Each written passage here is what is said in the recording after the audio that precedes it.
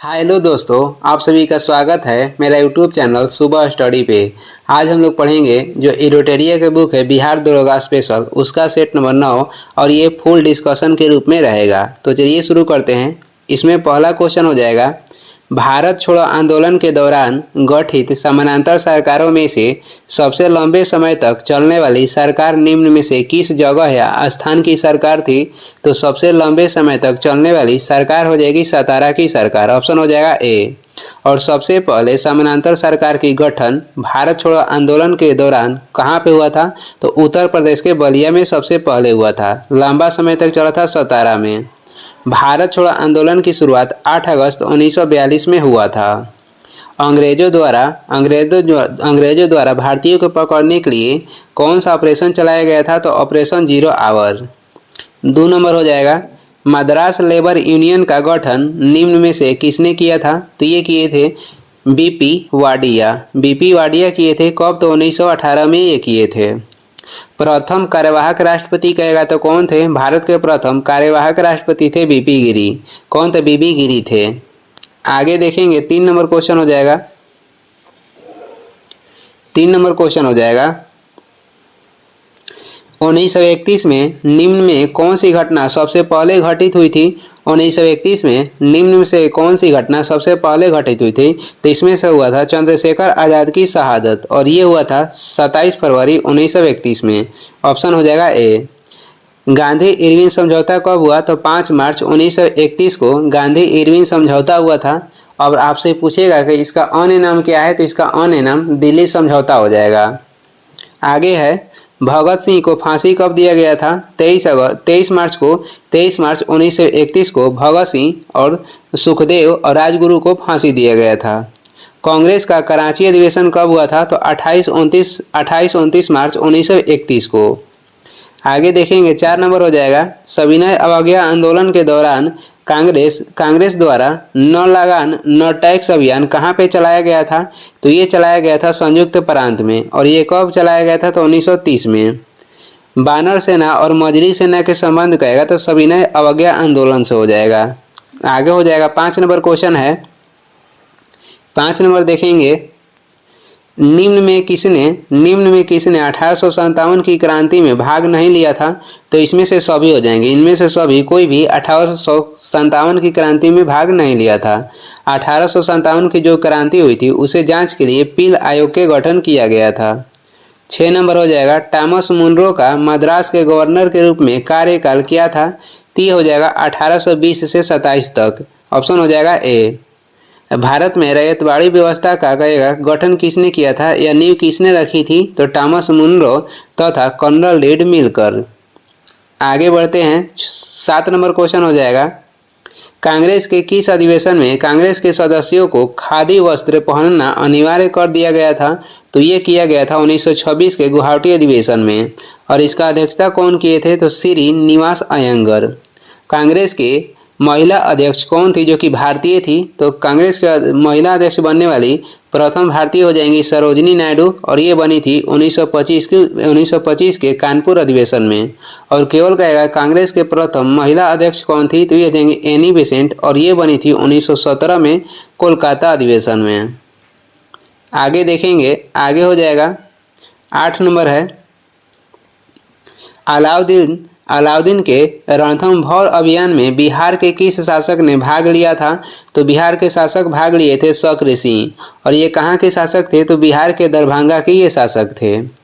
उड़ीसा के जो कोणार्क मंदिर है, जिसे ब्लैक पैगोडा के मंदिर भी कहते हैं, इसका कहेगा कि स्थापना किसने किया था या किसने बनवाया था? तो नरसिंहदेव प्रथम। आगे देखेंगे 9 नंबर क्वेश्चन हो जाएगा, निम्न में से किस सूफी संत को महबूब ए इलाही के नाम से जाना जाता है? तो ये जाना जाता है शेख निजामुद्दीन औलिया को। ऑप्शन हो जाएगा सी। शेख निजामुद्दीन औलिया ने दिल्ली के 7 सुल्तानों के शासन देखा था।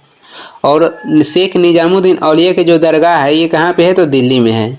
शेख निजामुद्दीन औलिया ने अलाउद्दीन खिलजी से भेंट करने से इनकार कर दिया था। और जो शेख मोइनुद्दीन चिश्ती हैं, इनका कहेगा दरगाह कहाँ पे है? तो अजमेर राजस्थान। शेख निजामुद्दीन औलिया के गुरु कौन थे? तो बाबा फरीद थे। आगे देखेंगे, आगे हो जाएगा 10 नंबर क्वेश्चन है, बलिदान विधि का उल्लेख किया गया है? तो बलिदान विधि का उल्लेख किया गया है यजुर्वेद में। गद एवं पद दोनों में लिखा गया वेद कहेगा तो ये हो जाएगा यजुर्वेद। राजारोहण का उल्लेख किस वेद में मिलता है? तो राजारोहण का उल्लेख मिलता है अथर्ववेद में। भारतीय संगीत के जनक किस वेद को कहते हैं? तो सामवेद को भारतीय संगीत के जनक कहते हैं। 11 हो जाएगा। संपूर्ण चोल साम्राज्य को कितने प्रांतों में विभाजित किया गया था? यानी कितने प्रांत में ये विभाजित था? तो संपूर्ण चोल प्रांत ये छः प्रांतों में विभाजित था। ऑप्शन हो जाएगा डी। चोल वंश के सर्वाधिक विस्तार किसके शासनकाल में हुआ? तो राजेंद्र प्रथम के शासनकाल में चोल वंश के सर्वाधिक विस्तार हुआ था। चोल वंश ये स्थानीय शासन करने वाला कौन सा वंश था? तो चोल वंश था। चोल वंश के संस्थापक हो जाएंगे विजयालय। राजधानी चोल वंश की कहाँ थी? तो तंजावुर या तंजावुर। आगे बढ़ते हैं।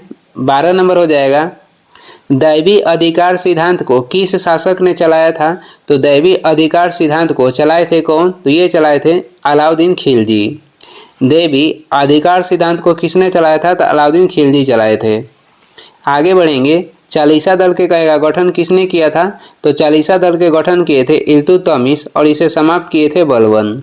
16 कुल की नीति किसने अपनाया था? तो ये अपनाए थे अकबर। और मूल नियंत्रण प्रणाली की शुरुआत किसने किया था? तो ये अलाउद्दीन खिलजी ने ही किया था। ब्राह्मण पर भी कर किसने लगाया था? तो फिरोज शाह तुगलक ब्राह्मण पर भी कर लगाए थे। 13 हो जाएगा। राजकोषीय नीति संबंधित है? तो राजकोषीय जो नीति है ये संबंधित है सरकार की प्राप्तियों से। सरकार की प्राप्तियों से संबंधित है राजकोषीय नीति। ऑप्शन हो जाएगा डी। मौद्रिक नीति कौन जारी करता है? तो आरबीआई मौद्रिक नीति जारी करता है। आगे है 14 नंबर हो जाएगा। पार्टिसिपेटरी नोट किससे संबंधित है? तो पार्टिसिपेटरी नोट संबंधित है विदेशी संस्थागत निवेशक से। विदेशी संस्थागत निवेशक से। ऑप्शन हो जाएगा बी। 15 हो जाएगा। प्रधानमंत्री मुद्रा योजना अंतर्गत दिए जाने वाले 3 प्रकार के ऋण कौन से हैं? तो प्रधानमंत्री मुद्रा योजना के अंतर्गत दिए जाने वाले 3 प्रकार के ऋण हो जाएगा शिशु ऋण, किशोर ऋण और एक हो जाएगा तरुण ऋण। तो इसमें हो जाएगा ऑप्शन 1, 2, 3। आगे देखेंगे 16 नंबर है। निम्न में क्या राजस्व व्यय के अंतर्गत शामिल नहीं होता है? निम्न में क्या राजस्व व्यय के अंतर्गत शामिल नहीं होता है? तो ऋण भुगतान इसमें शामिल नहीं होता है। ऑप्शन हो जाएगा सी। 17 है। भारत में आयकर निम्न में किसका उदाहरण है? तो भारत में आयकर प्रगतिशील और प्रत्यक्ष कर के उदाहरण है। प्रगतिशील कर और प्रत्यक्ष कर के उदाहरण है भारत में आयकर। ऑप्शन हो जाएगा ए। 18 नंबर क्वेश्चन देखेंगे। एशिया का दूसरा सबसे बड़ा स्थलरूप देश निम्न में से कौन सा है? एशिया के दूसरा सबसे बड़ा स्थलरूप देश हो जाएगा इसमें से मंगोलिया। ऑप्शन हो जाएगा बी। सबसे बड़ा स्थलरूप देश कहेगा तो ये हो जाएगा कजाकिस्तान। और टोटल स्थलरूप देशों की संख्या कितनी है? तो 44 है। 19 है। निम्न में किसमें जातीय विविधता सर्वाधिक पाई जाती है? निम्न में किसमें जातीय विविधता सर्वाधिक पाई जाती है? तो ये पाई जाती है उष्णकटिबंधीय वन में। ऑप्शन हो जाएगा डी। आगे बढ़ते हैं। 20 नंबर हो जाएगा। ग्राम सभा की सदस्यता हेतु प्रत्येक ग्रामीण की आयु कम से कम कितनी होनी चाहिए? ग्राम सभा की सदस्यता के लिए प्रत्येक ग्रामीण की आयु होना चाहिए कितना? तो 18 वर्ष। और ग्राम पंचायत की विधायिका किसे बोलते हैं? तो ग्राम पंचायत की विधायिका ग्राम सभा को कहा जाता है। ग्राम सभा के सदस्य की उम्र 18 वर्ष होना चाहिए और ग्राम पंचायत के सदस्य की उम्र 21 वर्ष होना चाहिए। आगे बढ़ते हैं। अगला क्वेश्चन हो जाएगा 21 नंबर है। मदर ऑफ पर्ल मेघ किस मंडल में देखने को मिलता है? तो ये मिलता है समताप मंडल में। और मदर ऑफ पर्ल को क्या बोला जाता है? तो दुर्लभ बादल इसे कहते हैं और ये समताप मंडल में पाया जाता है। और जो सर्वाधिक यानी कि सभी वायुमंडलीय घटना कहेगा तो सभी वायुमंडलीय घटना क्षोभ मंडल में होता है। संचार उपग्रह कहाँ पे पाया जाता है? तो आयन मंडल में। 22 नंबर हो जाएगा। एशियाई विकास बैंक में कितने प्रतिनिधि कार्यालय है? तो एशियाई विकास बैंक के प्रतिनिधि कार्यालय हो जाएगा कितना? तो 3। ऑप्शन हो जाएगा बी। एशियाई विकास बैंक के गठन हुआ था 1966 में। मुख्यालय कहेगा तो फिलीपींस के मनीला में है और इसके सदस्य देश की संख्या कितना हो जाएगा? तो 67 हो जाएगा। आगे देखेंगे 23 नंबर हो जाएगा। हाल ही में किस राज्य सरकार द्वारा मुख्यमंत्री माझी लड़की बहन योजना की शुरुआत की गई है? तो ये की गई है किस राज्य के द्वारा? तो महाराष्ट्र के द्वारा। ऑप्शन हो जाएगा डी। और इसमें मासिक कितना रुपया दिया जाएगा? तो 1500। मिशन दक्ष ये किस राज्य सरकार द्वारा शुरू किया गया है? तो बिहार के द्वारा। मुख्यमंत्री मैया सम्मान योजना चालू किया गया है झारखंड में। और लाडली बहना योजना चालू किया गया है मध्य प्रदेश में। 24 है, किसने प्रथम लूनर रेलवे सिस्टम फ्लोट के निर्माण की अपनी महत्वाकांक्षी योजना का अनावरण किया है? तो ये किया है कौन? तो ये किया है नासा। ऑप्शन हो जाएगा ए। नासा कहाँ का अंतरिक्ष एजेंसी है? तो यह अमेरिका के। जाक्सा हो जाएगा जापान के। आगे बढ़ेंगे, 25 नंबर हो जाएगा, संयुक्त राष्ट्र शांति सैनिकों का अंतर्राष्ट्रीय दिवस किस तिथि को मनाया जाता है? तो ये मनाया जाता है 29 मई को। ऑप्शन हो जाएगा सी। अंतर्राष्ट्रीय एवरेट दिवस भी 29 मई को मनाया जाता है। 26 नंबर हो जाएगा, ऑपरेशन मर्यादा किस राज्य की पुलिस द्वारा शुरुआत किया गया है? तो ऑपरेशन मर्यादा शुरू किया है उत्तराखंड पुलिस। ऑप्शन हो जाएगा सी। आगे बढ़ते हैं, 27 नंबर हो जाएगा, अंतर्राष्ट्रीय सौर गठबंधन में शामिल होने वाला 100वां पूर्ण सदस्य देश कौन सा है? तो 100वां देश हो जाएगा पराग्वे। ऑप्शन हो जाएगा डी। अंतर्राष्ट्रीय सौर गठबंधन के गठन कब हुआ था? 2015 में। और इसका मुख्यालय कहेगा तो भारत के हरियाणा के गुरुग्राम में है। और अंतर्राष्ट्रीय सौर गठबंधन के 99 सदस्य देश हो जाएगा स्पेन। 28 नंबर है, हाल ही में वैश्विक बौद्धिक संपदा संगठन द्वारा जारी रिपोर्ट के अनुसार जनरेटिव एआई नवाचारों में कौन सा देश शीर्ष स्थान पर है? तो प्रथम स्थान पर हो जाएगा देश चीन, दूसरा पे अमेरिका है और पांचवा पर अपना देश भारत है। आगे बढ़ेंगे, 29 नंबर हो जाएगा, दुनिया का सबसे बड़ा अंतर्राष्ट्रीय समुद्री सैन्य अभ्यास रिम ऑफ द पैसिफिक यानी कि रिमपेक के 29वें संस्करण का आयोजन किस देश में किया गया है? तो ये किया गया है संयुक्त राज्य अमेरिका में। ऑप्शन हो जाएगा डी। और इसमें भारत की ओर से भारतीय नौसेना ने हिस्सा लिया है। 30 नंबर हो जाएगा, हाल ही में बीसीसीआई के नया सेक्रेटरी किसे बनाया गया है? बीसीसीआई के नया सेक्रेटरी बनाया गया है देवजीत सैकिया को। ऑप्शन हो जाएगा सी। और बीसीसीआई का गठन हुआ था 1928 में। और इसका वर्तमान में अध्यक्ष कौन है? तो रोजर बिन्नी है। और कोषाध्यक्ष कौन है? प्रभतेज भाटिया ये कोषाध्यक्ष हैं। आगे देखेंगे, अगला क्वेश्चन हो जाएगा 31 नंबर, विश्व धरोहर समिति के 46वें सत्र का आयोजन कहाँ पे किया गया है? तो ये किया गया है नई दिल्ली में। और भारत में ये पहली बार इसका आयोजन हुआ है। ऑप्शन हो जाएगा ए। आगे देखेंगे, अगला क्वेश्चन हो जाएगा 32 नंबर है, हाल ही में भारत ने मोंगला बंदरगाह पर एक टर्मिनल के परिचालन अधिकार प्राप्त किया है। यह किस देश में स्थित है? तो मोंगला बंदरगाह ये बांग्लादेश में स्थित है। बांग्ला जो देश है, बांग्लादेश पाकिस्तान से अलग हुआ था 1971 में। और बांग्लादेश को पूर्ण रूप से कहेगा स्वतंत्रता कब मिली थी? तो 1974 में। आगे बढ़ते हैं, 33 नंबर हो जाएगा, भारत संचार निगम लिमिटेड के जो कि बीएसएनएल है, इसका नया अध्यक्ष तथा प्रबंध निदेशक किसे नियुक्त किया गया है? तो ये नियुक्त किया गया है रॉबर्ट जेरार्ड रवि को। ऑप्शन हो जाएगा बी। बीएसएनएल के गठन हुआ था 2000 ईस्वी में। मुख्यालय कहेगा तो इसका मुख्यालय है नई दिल्ली।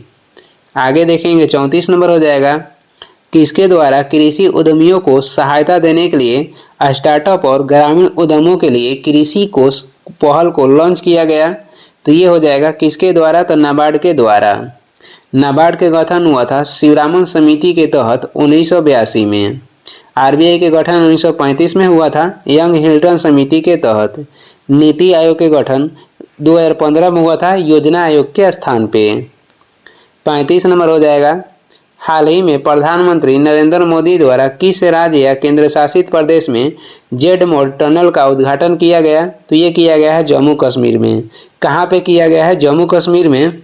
और इसकी शुरुआत कब हुआ था? तो 2015 में। लंबाई कहेगा तो 6.5 किलोमीटर है। आगे हो जाएगा, 36 नंबर है, भारत का पहला रीयूजेबल हाइब्रिड रॉकेट का सफल प्रक्षेपण किया गया है, इसका नाम क्या है? कह रहा है कि भारत के पहला रीयूजेबल हाइब्रिड रॉकेट का सफल प्रक्षेपण किया गया है, इसका नाम क्या है? तो इसका नाम हो जाएगा रूमी 1। ऑप्शन हो जाएगा ए। 37 है, भारत ने किस देश को भीष्म क्यूब अस्पताल उपहार में दिया है? तो भारत ने भीष्म क्यूब अस्पताल उपहार में दिया है यूक्रेन को। ऑप्शन हो जाएगा डी। आगे देखेंगे 38 नंबर हो जाएगा। भारतीय अंतरिक्ष अनुसंधान संगठन के नए अध्यक्ष कौन बने हैं? तो इसरो के नए अध्यक्ष बने हैं बी नारायणन। बी नारायणन बने हैं इसरो के नए अध्यक्ष। ऑप्शन हो जाएगा बी। ऑप्शन हो जाएगा बी हो जाएगा। इसका इसरो गठन हुआ था 1969 में। मुख्यालय कहेगा तो बेंगलोर में है। 29 है सैफ अंडर 20 चैंपियनशिप 2024 का आयोजन किस देश में किया गया था? सैफ अंडर 20 चैंपियनशिप 2024 का जो आयोजन हुआ था ये हुआ था नेपाल में, और इसका विजेता देश हो जाएगा बांग्लादेश, उप विजेता हुआ था नेपाल। आगे बढ़ेंगे 40 नंबर है जीआई टैग पाने वाला पहला भारतीय संगीत वाद्य यंत्र कौन सा है? तो जीआई टैग पाने वाला पहला भारतीय संगीत वाद्य यंत्र हो जाएगा तंजावुर बीड़ा। ऑप्शन हो जाएगा सी। और ये किससे बनता है? तो कटहल के पेड़ के छाल से बनता है, और कटहल के पेड़ के ये ताज़ा छाल से बनता है। और कहेगा सबसे पुराना वाद्य यंत्र कौन सा है? तो बीड़ा ही हो जाएगा। 41 है चंद्रमा पर सॉफ्ट लैंडिंग के लिए स्लिम मिशन किस देश में लॉन्च किया गया? ये लॉन्च किया गया है जापान में। ऑप्शन हो जाएगा डी। और चंद्रमा पे सॉफ्ट लैंडिंग करने वाला 5वां देश हो गया है जापान। और इसमें भारत का स्थान कौन सा है? तो भारत का स्थान है चौथा। आगे बढ़ते हैं 42 नंबर क्वेश्चन है हाल ही में किस वैज्ञानिक का निधन हुआ जिसे अग्नि मिसाइल के जनक के रूप में जाना जाता है? अग्नि मिसाइल के जनक के रूप में जनक रामनारायण अग्रवाल को जाना जाता था। ऑप्शन हो जाएगा ए। और अग्नि मिसाइल किसके द्वारा बनाया गया था? तो डीआरडीओ के द्वारा। भारत यानी कि मिसाइल मैन ऑफ इंडिया किसे कहा जाता है? तो एपीजे अब्दुल कलाम को मिसाइल मैन ऑफ इंडिया कहा जाता है। 43 हो जाएगा तृष्णा के विपरीतार्थक शब्द का चयन करें, यानी कि इसका विपरीत कौन सा होगा? तो ये हो जाएगा बी तृष्णा। ऑप्शन हो जाएगा सी।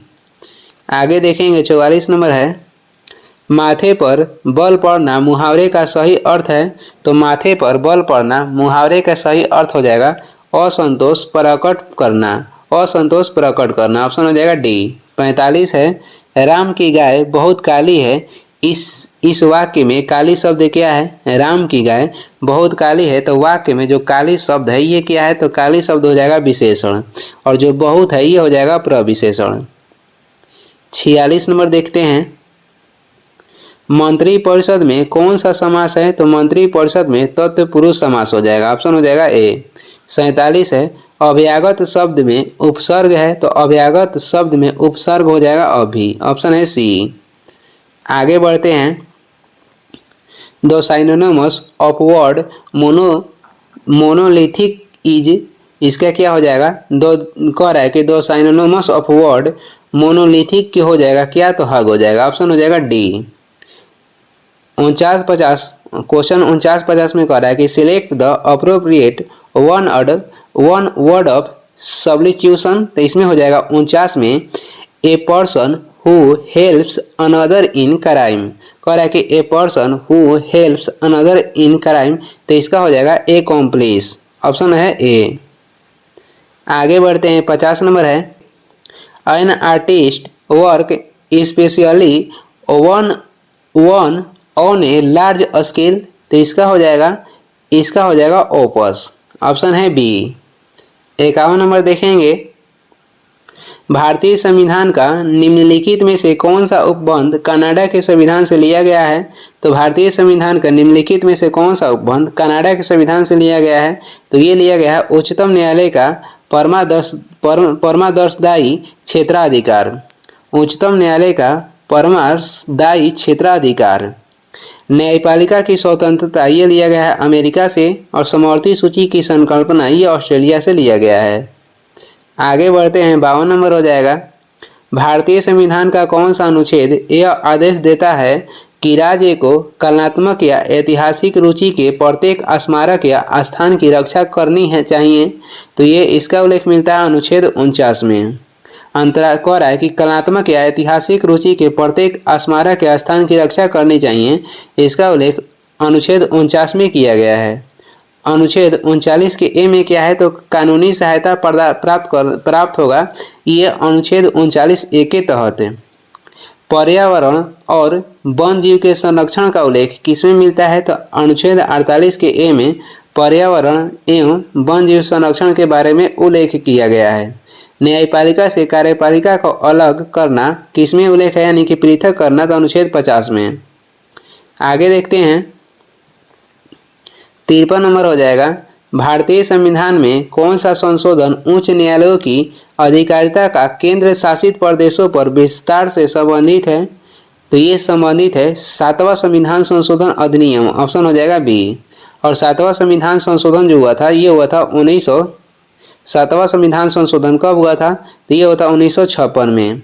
और इसी के तहत 2 या 2 से अधिक राज्यों के लिए एक ही व्यक्ति को राज्यपाल बनाया जा सकता है, या 2 या 2 से अधिक राज्यों के लिए एक ही उच्च न्यायालय होगा। इसका उल्लेख 7वां संविधान संशोधन में ही किया गया था। आगे देखेंगे 54 नंबर हो जाएगा, निम्नलिखित में से कौन सा अधिकार 14 वर्ष से कम आयु के बच्चों को खतरनाक कार्यों में नियोजित करने पर रोक लगाता है, तो ये लगाता है शोषण के विरोध अधिकार, ऑप्शन हो जाएगा सी। इसका उल्लेख है अनुच्छेद 23-24 में। समानता का अधिकार का उल्लेख अनुच्छेद 14 से 18 तक है। स्वतंत्रता का अधिकार कब तक, किस अनुच्छेद में है, तो 19 से 22 तक। संवैधानिक उपचारों का अधिकार का उल्लेख अनुच्छेद 32 में किया गया है। 55 हो जाएगा, निम्नलिखित में से किस आयोग ने सरकारी सेवाओं के सभी स्तरों में ओबीसी उम्मीदवार के लिए 27% आरक्षण की सिफारिश की, तो ये किया था कौन सा आयोग, तो मंडल आयोग, ऑप्शन हो जाएगा ए। और इसका गठन हुआ था 1979 में, जनता पार्टी की सरकार के दौरान गठन हुआ था और इसका अध्यक्ष थे बीपी मंडल। सरकारी आयोग के गठन हुआ था 1983 में और ये जाना जाता है केंद्र और राज्यों के बीच संबंध से संबंधित है। और सरकारी आयोग अपनी रिपोर्ट कब पेश की थी, तो 1987 में। गठन हुआ था कब, तो 1983 में। बलवंत राय मेहता समिति गठन हुआ था 1957 में। कोठारी आयोग के गठन 1964 में हुआ था। आगे देखेंगे 56 है, निम्नलिखित में से कौन सी कैबिनेट समिति नहीं है, इसमें से आपको बताना है कि कौन सी कैबिनेट समिति नहीं है, तो इसमें हो जाएगा मंत्रियों के बीच विवाद पर समिति, ये एक कैबिनेट समिति नहीं है, ऑप्शन हो जाएगा डी। 57 है, संसद में पहला लोकपाल विधेयक कब प्रस्तुत किया गया था, तो पहला प्रस्तुत किया गया था 1968 ईस्वी में, ऑप्शन हो जाएगा बी। भारत में पहला लोकपाल कौन थे, तो ये थे पिनाकी चंद्र घोष। 58 नंबर हो जाएगा, निम्नलिखित में से किसका संबंध चुनाव आयोग से नहीं है, तो कह रहा है कि निम्नलिखित में से किसका संबंध चुनाव आयोग से नहीं है, चुनाव की अधिसूचना जारी करना ये चुनाव आयोग से संबंधित नहीं है, ऑप्शन हो जाएगा ए। ये चुनाव की अधिसूचना कौन जारी करता है, तो लोकसभा या राज्यसभा के लिए जारी करता है राष्ट्रपति। आगे देखेंगे 59 नंबर हो जाएगा, भारतीय संविधान के अनुच्छेद 344 के तहत प्रथम राजकीय भाषा आयोग के गठन हुआ था, तो प्रथम राजकीय भाषा आयोग के गठन हुआ था 1955 में बीजी खेर की अध्यक्षता में, यानी कि प्रथम राजकीय भाषा आयोग के अध्यक्ष किसे चुना गया था, तो अध्यक्ष चुना गया था बीजी खेर को, ऑप्शन हो जाएगा सी। 60 नंबर है, ग्राम सभा का क्या अभिप्राय है, ग्राम सभा का कह रहा है कि ग्राम सभा का क्या अभिप्राय है, तो ग्राम स्तर के पंचायत क्षेत्र के निर्वाचक नामावली में पंजीकृत लोग, ऑप्शन हो जाएगा सी। आगे बढ़ते हैं, आगे देखेंगे 61 नंबर क्वेश्चन है। 61 नंबर हो जाएगा, आकाश गंगाओं के बीच की दूरी के संबंध में कौन सा रुझान पाया गया है, तो ये पाया गया है कि बढ़ते क्रम में, ऑप्शन हो जाएगा बी। 1929 में एडविन हबल ने अपना सिद्धांत दिए थे कि जो आकाश गंगाएं हैं ये सभी दूर जा रही हैं, यानी कि विस्तार इसका हो रहा है। 62 नंबर हो जाएगा, निम्नलिखित में से कौन सा बौनाग्रह मुख्य क्षुद्र ग्रह बेल्ट में स्थित है, तो मुख्य कह रहा है कि निम्नलिखित में से कौन सा बौनाग्रह है जो कि मुख्य क्षुद्र ग्रह बेल्ट में स्थित है, तो ये हो जाएगा सेरस, ऑप्शन है सी सेरस। आगे बढ़ेंगे, इसमें से जो देख लेते हैं, सबसे बड़ा और विशाल क्षुद्र ग्रह कहेगा तो एरिस हो जाएगा। सबसे बड़ा और विशाल क्षुद्र ग्रह एरिस हो जाएगा। जो क्षुद्र ग्रह है ये मंगल एवं बृहस्पति ग्रह के बीच में स्थित होते हैं। 63 नंबर हो जाएगा, समुद्र के सबसे उथले हिस्से महाद्वीपीय शेल्फ की औसत ढाल कितनी होती है? समुद्र के सबसे उथले हिस्से महाद्वीपीय शेल्फ की औसत ढाल कितनी होती है? 1 डिग्री या उससे भी कम। ऑप्शन हो जाएगा ए। आगे देखेंगे 64 है, आर्कटिक महासागर उत्तरी ध्रुव वृत्त में स्थित है तथा यह उत्तरी ध्रुव के चारों ओर फैला है। यह प्रशांत महासागर से छिछले जल वाले एक संकरे भाग से जुड़ा है। उस जल संधि को किस नाम से जाना जाता है? उस जल संधि को बेरिंग जल संधि के नाम से जाना जाता है। ऑप्शन हो जाएगा बी। और बेरिंग जो जल संधि है यह अंतर्राष्ट्रीय रेखा के समानांतर में स्थित है। आगे बढ़ते हैं, 65 नंबर हो जाएगा, तटीय क्षेत्रों में रात के समय हवा स्थल से समुद्र की ओर चलती है, इसका कारण क्या है? तो इसका कारण क्या हो जाएगा? इसका कारण हो जाएगा पानी भूमि की तुलना में धीमी गति से ठंडा होता है और इसी के कारण रात के समय हवा स्थल से समुद्र की ओर चलती है। ऑप्शन हो जाएगा सी। सबसे लंबा तटरेखा वाला राज्य कहेगा तो गुजरात हो जाएगा और सबसे कम लंबा तटरेखा वाला राज्य हो जाएगा गोवा। आगे देखेंगे 66 है, निम्नलिखित में से किस नदी में उपयोग करने योग्य जल भंडारण क्षमता सबसे कम है? तो उपयोग करने योग्य जल भंडारण क्षमता सबसे कम है किस नदी में? ब्रह्मपुत्र नदी में। ऑप्शन हो जाएगा बी। सबसे अधिक किस में है? तो सबसे अधिक है गंगा नदी में। दूसरा पे हो जाएगा गोदावरी, तीसरा पे कृष्णा नदी। 67 है, निम्नलिखित में से भारत के किस क्षेत्र में अधिकांश लोहा और इस्पात उद्योग संकेंद्रित है? तो किस क्षेत्र में है? तो ये छोटा नागपुर के पठार के क्षेत्र में है। छोटा नागपुर के पठार ये कहाँ पे फैला हुआ है? तो ये फैला हुआ है झारखंड में, मुख्य रूप से कहेगा तो झारखंड में। और इसे क्या कहते हैं? तो इसे भारत के रुर भी कहा जाता है। दक्कन के पठार कहाँ पे है? तो ये महाराष्ट्र में स्थित है। आगे बढ़ेंगे, 68 हो जाएगा, किसी स्थान पर तापमान, आर्द्रता, वर्षा, वायु वेग आदि के संदर्भ में वायुमंडल की प्रतिदिन की परिस्थिति उस स्थान का क्या कहलाती है? तो उस स्थान की कहलाती है मौसम। ऑप्शन हो जाएगा बी। भारत में पर्यावरण संरक्षण अधिनियम 1986 में लागू किया गया था और वन संरक्षण अधिनियम लाया गया था 1980 में और वन जीव संरक्षण कहेगा तो 1972 में लाया गया था। पारिस्थितिकी शब्द पहली बार किसने दिया था? अर्नेस्ट हैकेल ने दिया था। 69 नंबर हो जाएगा, निम्नलिखित में से कौन सा राष्ट्रीय उद्यान महाराष्ट्र में स्थित नहीं है? तो इसमें से जो बांधवगढ़ राष्ट्रीय उद्यान है ये महाराष्ट्र में नहीं है। ये कहाँ पे स्थित है? तो मध्य प्रदेश में स्थित है। और कान्हा किसली राष्ट्रीय उद्यान मध्य प्रदेश में स्थित है। कुन्नो राष्ट्रीय उद्यान भी मध्य प्रदेश में स्थित है जहाँ पे पहली बार नामीबिया से लाए गए चीते को रखा गया है। गोगामल राष्ट्रीय उद्यान ये है महाराष्ट्र में है। ताडोबा राष्ट्रीय उद्यान महाराष्ट्र में है। नवेगांव राष्ट्रीय उद्यान ये भी महाराष्ट्र में है। आगे देखते हैं, अगला क्वेश्चन हो जाएगा 70 है, निम्नलिखित में से कौन सा एक प्राकृतिक रूप से होने वाली परिघटना है जो पृथ्वी की सतह और वायुमंडल के गर्म होने के लिए जिम्मेदार है? तो ये हो जाएगा हरित प्रभाव। ऑप्शन है डी। हरित प्रभाव को कम करने के लिए जापान में क्योटो प्रोटोकॉल किया गया था। कब? तो 1997 में। कहेगा पृथ्वी किसके कारण गर्म होता है? तो पृथ्वी गर्म होता है विकिरण के कारण। 71 नंबर हो जाएगा, निम्नलिखित में से कौन सा ऊष्मा मिट्टी की प्रक्रिया का सबसे अच्छा वर्णन करता है? तो सबसे अच्छा वर्णन करता है कौन? स्थानांतरित ऊष्मीय ऊर्जा की मात्रा का मापन। ऑप्शन हो जाएगा डी। 72 हो जाएगा, 72 नंबर देखेंगे, एक चुंबकीय क्षेत्र को कब अधिक प्रबल पाएंगे? एक चुंबकीय क्षेत्र को कब अधिक प्रबल पाएंगे? जब क्षेत्र की रेखाएं संघन होती है तब। चुंबकीय क्षेत्र के इकाई मात्रक हो जाएगा टेस्ला। गिलबर्ट के अनुसार पृथ्वी जो है ये चुंबक के रूप में कार्य करता है और जो चुंबक है इसकी जो रेखाएं हैं एक दूसरे को कभी भी नहीं काटती है। 73 हो जाएगा, किसी वस्तु को किसी अक्ष के परितः घुमाने वाले बल के माप को क्या कहा जाता है? तो उसे कहते हैं बल आघूर्ण। ऑप्शन हो जाएगा ए। एसआई मात्रक होता है न्यूटन मीटर। जड़त्व आघूर्ण के एसआई मात्रक हो जाएगा किलोग्राम मीटर स्क्वायर। शक्ति के होता है वाट। आगे है 74 नंबर, गड़गड़ाहट की आवाज प्रकाश की चमक दिखाई देने की तुलना में बाद में सुनाई देती है। इस संबंध में निम्नलिखित में से कौन सा कथन सत्य है?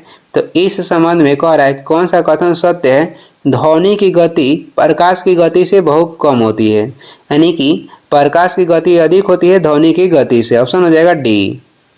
आगे देखेंगे 75 है, निम्नलिखित में से किस वैज्ञानिक ने यह निष्कर्ष निकाला कि निर्वात में सभी वस्तुएं समान त्वरण से गिरती है और समान समय में भूमि पर पहुंचती है? तो ये कौन कहते? तो गैलीलियो गैलीली ने। गति के नियम की खोज किए थे आइजैक न्यूटन।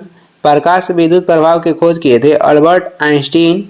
और इलेक्ट्रिक बल्ब की खोज किए थे थॉमस अल्वा एडिसन। आगे है 76, देखेंगे निम्नलिखित में से किस तरंग को ऊष्मा तरंगों के रूप में भी जाना जाता है? ऊष्मा तरंग के रूप में जाना जाता है अवरक्त तरंगे को। ऑप्शन हो जाएगा सी। 77 है, किसी एक समान चुंबकीय क्षेत्र में एक आवेशित कण के मार्ग की वक्रता त्रिज्या जिसके समानुपाती होता है, तो ये समानुपाती होता है कण के संवेग का। ऑप्शन हो जाएगा सी। आगे देखेंगे 78 नंबर हो जाएगा, परमाणु के इलेक्ट्रॉनिक विन्यास से सूत्र 2n² में n क्या दर्शाता है? तो n दर्शाता है नाभिक में दिए गए कोष की संख्या। ऑप्शन हो जाएगा सी। आगे बढ़ेंगे, आगे हो जाएगा 79 नंबर, निम्नलिखित में से कौन सा कथन सही नहीं है? इसमें कह रहा है कि कौन सा कथन सही नहीं है। तो पहला कथन देखते हैं, धातुओं का वह गुण जिसके द्वारा उन्हें पीटकर पतली चादर में बदला जा सकता है आघात वदनीयता कहलाता है, और ये सही है। धातु का वह गुण जिसके द्वारा उसे खींचकर तार में बदला जा सकता है ये तन्यता कहलाता है, ये भी सही है। तो क्वेश्चन में कह रहा था कौन सही नहीं है, तो इसमें तो दोनों सही है। तो ऑप्शन हो जाएगा न तो 1 नहीं 2। ये दोनों कथन क्या है? तो दोनों कथन सही है। आगे देखते हैं 80 नंबर हो जाएगा, निम्नलिखित में से कौन सी धातु ठंडे जल के साथ त्वरित अभिक्रिया करती है? तो ठंडे जल के साथ अभिक्रिया करने वाला धातु हो जाएगा पोटेशियम और सोडियम। ऑप्शन हो जाएगा ए। सर्वाधिक अभिक्रियाशील वाला धातु कौन सा हो जाएगा? तो पोटेशियम। और पृथ्वी पर पाए जाने वाला सबसे अधिक मात्रा में धातु कौन सा हो जाएगा? तो ये हो जाएगा एल्युमिनियम। आगे बढ़ेंगे 81 नंबर हो जाएगा, सूची 1 में अम्ल दिया गया है और सूची 2 में खाद्य स्रोत, और इसे मिलान करना है। कार्बोनिक अम्ल किस में पाया जाता है? कार्बोनिक अम्ल पाया जाता है सोडा वाटर में। लौरिक अम्ल कहेगा तो लौरिक अम्ल किस में पाया जाता है? तो ये पाया जाता है नारियल के दूध में। ब्यूटेरिक अम्ल पाया जाता है किस में? तो मक्खन में। और यूरोसिक अम्ल पाया जाता है सरसों में, सरसों के तेल में। आगे देखेंगे 82 नंबर हो जाएगा, ऑक्सीकृत पारे का सबसे आम अयस्क कौन सा है जो ज्वालामुखी गतिविधि और उष्ण स्रोत से संबंधित दानेदार परतों या सिराओं में होता है? कह रहा है कि ऑक्सीकृत पारे का सबसे आम अयस्क कौन सा है जो ज्वालामुखी गतिविधि और उष्ण स्रोत से संबंधित दानेदार परतों या सिराओं में होता है? तो ये हो जाएगा सी नेबार। ऑप्शन हो जाएगा सी। डायस्पोर किसका अयस्क है? तो एल्युमिनियम के। सीधे राइट हो जाएगा आयरन के। कोरंडम हो जाएगा एल्युमिनियम के। पारे को कहाँ पे रखा जाता है? तो इसे रखा जाता है लोहे के पात्र में, और ये कैसा आकार लेता है? तो उत्तल लेंस के आकार लेता है। 83 नंबर है, सौर ऊर्जा भंडारण क्षमता वाली मोमबत्तियाँ और पैराफिन मोम बनाने के लिए 20 कार्बन परमाणुओं से बना कौन सा असंतृप्त एलिफैटिक हाइड्रोकार्बन उपयोग किया जाता है? तो इसमें उपयोग किया जाता है इकोसेन। इकोसेन ऑप्शन हो जाएगा बी। 84 देखेंगे, 84 हो जाएगा, 84 है, निम्नलिखित में कौन सा एक प्राकृतिक रूप से पाए जाने वाला कार्बनिक यौगिक है जिसका रासायनिक सूत्र C6H5CO होता है? तो इसमें हो जाएगा बेंजीनोफिनोन। बेंजोफिनोन हो जाएगा। ऑप्शन हो जाएगा डी। 85 नंबर क्वेश्चन देखेंगे, आवर्त सारणी में कौन सा डी ब्लॉक तत्व ग्रीक प्रतीक अल्फा और धात्विक किरणों द्वारा दर्शाया गया है? आवर्त सारणी में कौन सा डी ब्लॉक तत्व ग्रीक प्रतीक अल्फा और धात्विक किरणों द्वारा दर्शाया गया है? तो ये हो जाएगा, ये इसमें कौन सा हो जाएगा? तो एक्टिनियम हो जाएगा। इसमें हो जाएगा एक्टिनियम। ऑप्शन हो जाएगा बी। और टंगस्टन के संकेत होता है डब्लू, और टंगस्टन कहाँ पे पाया जाता है? तो भारत के राजस्थान के देगाना में इसका सबसे अधिक मात्रा में उत्पादन होता है। 86 देखेंगे, निम्नलिखित में से कौन सा विटामिन या पोषक तत्व नवजात शिशु के मस्तिष्क और रीढ़ के हड्डी के प्रमुख जन्म दोषों का रोकता है? तो ये रोकता है फॉलिक अम्ल। ऑप्शन हो जाएगा ए। विटामिन ए के रासायनिक नाम कहेगा तो रेटिनॉल हो जाएगा और विटामिन ई के रासायनिक नाम हो जाएगा टेकोफेरॉल। आगे बढ़ते हैं, 87 नंबर क्वेश्चन हो जाएगा, निम्नलिखित में से कौन सा जीव शरीर के बाहर की खाद्य सामग्री को तोड़ता है और फिर उसे अवशोषित करता है? तो ये करता है खमीर। ऑप्शन हो जाएगा सी। आगे देखते हैं, 88 नंबर क्वेश्चन हो जाएगा। 88 नंबर है, कैप्साइनोडस कैरोटीनॉइड फेनोलिक्स और विटामिन निम्नलिखित में से किस खाद्य पदार्थों में पाए जाने वाले प्रमुख रसायन है? तो ये पाए जाते हैं किसमें? तो ये पाए जाते हैं मिर्च में। ऑप्शन हो जाएगा डी। गाजर और मूली ये दोनों जड़ के उदाहरण है। 89 नंबर क्वेश्चन हो जाएगा, निम्नलिखित में से कौन सा कारक इबोला रोग का कारक बनता है? तो ये बनता है वायरस और ये दुनिया के सबसे सूक्ष्म जीव है। और कोशिकीय संरचना में सबसे छोटा जीव कहेगा तो बैक्टीरिया यानी कि जीवाणु हो जाएगा। वायरस के खोज किए थे यूनास्की 1892 में और बैक्टीरिया यानी कि जीवाणु के खोज किए थे लीमेनहॉक 1683 में। 90 नंबर क्वेश्चन देखेंगे, निम्नलिखित में से कौन सा पादप कोशिका की एक विशेषता है? तो पादप कोशिका की एक विशेषता हो जाएगा इसमें कोशिका भित्ति पाई जाती है। ऑप्शन हो जाएगा डी। आगे हो जाएगा 91 नंबर, निम्नलिखित में से कौन सा ऊतक जंतुओं के शरीर में एक सुरक्षात्मक ऊतक है? तो जंतु के शरीर में एक सुरक्षात्मक ऊतक हो जाएगा, इसमें से कौन सी ऊतक? तो इसमें हो जाएगा उपकला ऊतक। ऑप्शन हो जाएगा डी। शरीर के कार्य को नियंत्रण कौन करता है? शरीर के कार्य को नियंत्रण करता है तंत्रिका ऊतक। और शरीर में गति के कार्य कौन करता है? तो ये करता है पेशी ऊतक। हमारे जो रक्त है ये संयोजी ऊतक के उदाहरण है। आगे देखेंगे, 92 नंबर हो जाएगा, प्लेटी हेलमिंथेज में पाई जाने वाली एक विशेष उत्सर्जी कोशिका कौन सी है जो किडनी की तरह काम करती है तथा निस्यंदन के माध्यम से अपशिष्ट पदार्थ को हटाती है? तो इसमें हो जाएगा फ्लेम कोशिका। ऑप्शन हो जाएगा बी। कौन सी है? तो फ्लेम कोशिका है। 93 नंबर क्वेश्चन है, मानव शरीर की आहार नाल में बिल्ली कहाँ पे पाई जाती है? तो ये पाई जाती है छोटी आंत में। ऑप्शन हो जाएगा ए। अग्नाशय क्या है? तो अग्नाशय जो है ये मिश्रित ग्रंथि है और इसे शरीर के दूसरा सबसे बड़ा ग्रंथि भी बोलते हैं। 94 है, निम्नलिखित में से कौन सा सबसे बड़ा दंत ऊतक है? तो सबसे बड़ा दंत ऊतक हो जाएगा डेंटिन। ऑप्शन है ए। 95 देखेंगे, 95 है, निम्नलिखित में से कौन सी अपुष्पी है? तो इसमें से अपुष्पी हो जाएगा टेरिडोफाइटा। ऑप्शन हो जाएगा सी। टेरिडोफाइटा जो है अपुष्पी है। और ये इस वीडियो के लास्ट क्वेश्चन है। वीडियो को लास्ट तक देखने के लिए धन्यवाद। वीडियो पसंद आ रहा है तो लाइक कर दें, चैनल पर नए हैं तो सब्सक्राइब भी कर दें। कुछ सुझाव या सलाह देना है तो कमेंट करके ज़रूर बताएं। और इसका PDF चाहिए तो डिस्क्रिप्शन में टेलीग्राम के लिंक दिया गया है, वहां से डाउनलोड कर लीजिए या टेलीग्राम पे सर्च भी कर सकते हैं सुबह स्टडी। Thank you.